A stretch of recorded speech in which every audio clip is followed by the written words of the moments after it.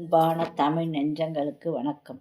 எனக்கு பாடம் கற்பித்த ஆசிரியர்கள், என்னுடன் பணியாற்றிய ஆசிரியர்கள் அனைவருக்கும் ஆசிரியர் தின நல்வாழ்த்துக்கள்.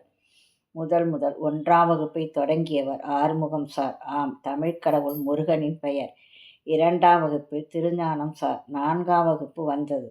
அன்பென்ற சொல்லுக்கு ஒரு அற்புதமான ஒரு வடிவம் செல்வராஜ் சார். 1 வருடம்தான் இருந்தார். அன்பிற்கும் உண்டோ அடைக்கும் தாழ். அவராக வேறு பள்ளி சென்றாரா, மாற்றல் ஆகியதா, அந்த வயதில் எங்களுக்கு தெரியாது. அனைவரும் அவரை சூழ்ந்து கொண்டு போகக்கூடாது என அழுதோம்.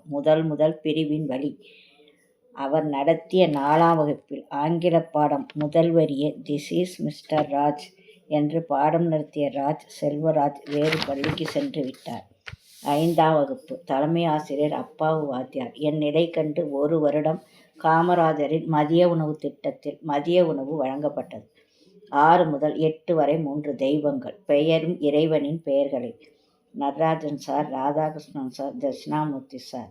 அவர்கள் மூவரும் இன்றில்லை. ஆனாலும் அவர்களின் அடுத்த வாரிசுகளின் தொடர்பில் அன்பால் இணைந்துள்ளோம்.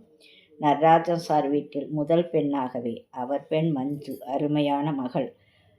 9 முதல் 11வது வரை கோவிந்தசாமி சார். அறிவியல் நித்யானந்தம் தலைமை ஆசிரியர். எனக்கு பாட நோட்டுகள் வழங்கி என்னை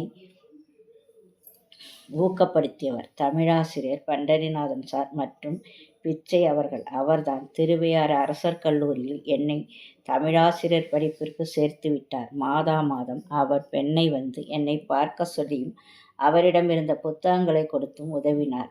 ஒரு தமிழ் ஆசிரியராக பணியாற்றி ஓய்வு பெற்று ஒரு நல்ல நிலையில் இருப்பதற்கு காரணம் பிச்சை அவர்கள் இட்ட கல்விதான்.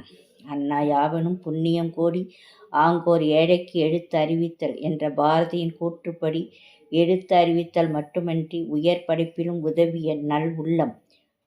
ஆசிரியர் பயிற்சி கல்லூரியில் ஹேமா மேடம் மற்றும் பத்மா மேடம் ஒவ்வொரு முறையும் பட்டிமன்றம் மற்றும் கலை நிகழ்ச்சிகளில் பங்கு பெறும்போது பாராட்டி மேலும் மேலும் உயர வழிகாட்டிய நல் உள்ளங்கள்.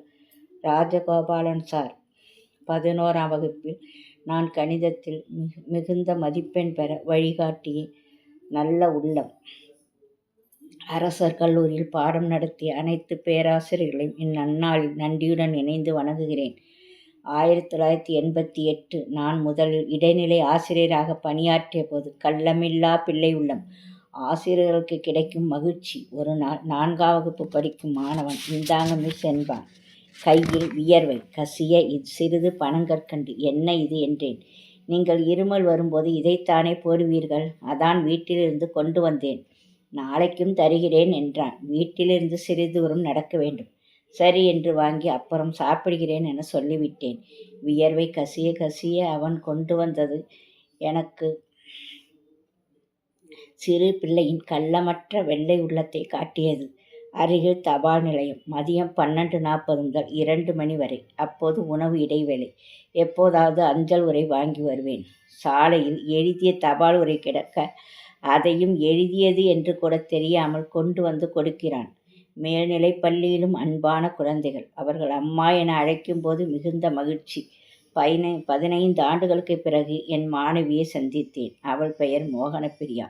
பெயர் சொல்லி கூப்பிட்டதும் அவளுக்கு எவ்வளவு மகிழ்ச்சி. அவள் கணவரும் என்னிடம் படித்தவர்தான். படிக்கிற காலத்தில் பாடங்களை படிக்காம வடிக்கிற கண்ணீரை பாருங்க.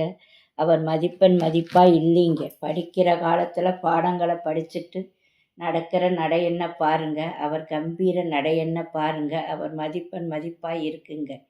இப்படி பாடல் செல்லும். அதை அந்த பையன் 15 ஆண்டுகளுக்கு பிறகும் நினைவு வைத்துள்ளான்.